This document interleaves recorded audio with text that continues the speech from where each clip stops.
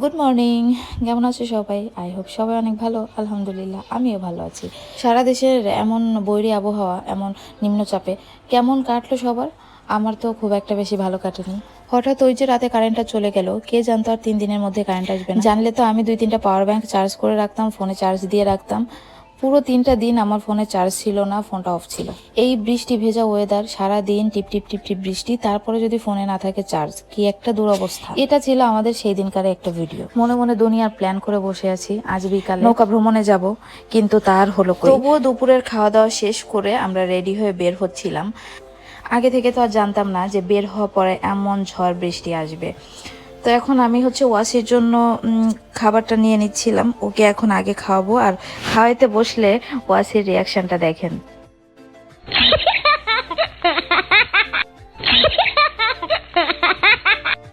প্রতিটা সময়ে খাইতে বসলে তাহার অবস্থা এমনই হয়। ও খাইতে বসলে ওর রিয়াকশন এমন হয়, আর আমি ওকে খাওয়াইতে বসলে মিশুর রিয়াকশনে যে এমন হয়, মানে প্লেট ওকে দিয়ে দিলেই ভালো হয়, এমন একটা অবস্থা। ওকে কিন্তু ওর জায়গায় খাবার দিয়ে আসা হয়েছে, ও সেগুলা খাবে না, ওর এসে এখানেই বসতে হবে। অবশেষে আমিও আমার বাঙালি থালি নিয়ে বসে গেলাম। ইন্ডিয়ান কিছু ব্লগ দেখি, সে আপুরা সবসময় এইভাবে সাজিয়ে গুছিয়ে নিয়ে খেতে বসে। আমার বাবা এত ধৈর্য নাই, এত সাজায় গোছায় বসায়। এগুলো আপু দিছিল, তাই একটু ভিডিও করছি। তারপর বিকালে তো মোটামুটি আমরা যখন রেডি হচ্ছিলাম তখন ওয়েদারটা খুবই ভালো। হ্যাঁ, ওয়েদারটা ভালো, কিন্তু কিছুক্ষণের ভেতরেই দেখলাম যে আকাশটা পুরো একদম কালো হয়ে গেছে। মানে এমন একটা অবস্থা যে বের হচ্ছি, মানে নিজেদের কাছে এমন লাগছে যে বের হলেই বোধহয় খুব একটা বেশি দূরে যেতে পারবো না, 5-6 মিনিটের মধ্যে বৃষ্টি একদম ঢেলে আসবে, এরকম একটা অবস্থা।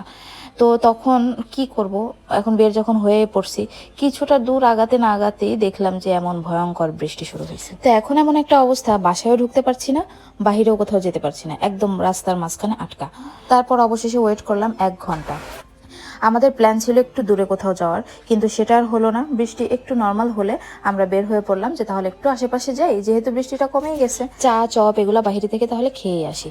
তো বাইরে বের হওয়ার পরে এমন বৃষ্টি বৃষ্টি ওয়েদার, তারপরে হালকা শিরশিরা বাতাস, সব মিলে কিন্তু বাহিরের ঘোরাটা এই টাইমেও খারাপ লাগছিল না, বেশ ভালোই লাগছিল। বৃষ্টি ছিল না, হ্যাঁ, তবে ভীষণই মেঘলা ছিল। সব মিলে আমাদের ঘোরাটা কিন্তু খারাপ ছিল না, ভালোই লাগছিল।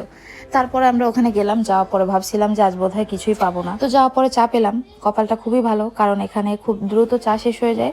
তো যাওয়ার পরে চা পেলাম, চা খেলাম। তারপরে খেলাম চপ। আর এখানে এই যে একটা দোকানের সামনে আমরা বসছিলাম, 2 বাচ্চা তো এখানে আনলিমিটেড খাওয়া দাওয়া করছে, মানে ওই যে ওরা যেগুলো খায় আর কি, ভালো কিছুই না, সবই অখাদ্য খাইছে। আর আমরাও এখানে যে খুব ভালো কিছু খাচ্ছিলাম তাও না, এগুলোও তো শরীরের জন্য খুব যে ভালো সেটাও না।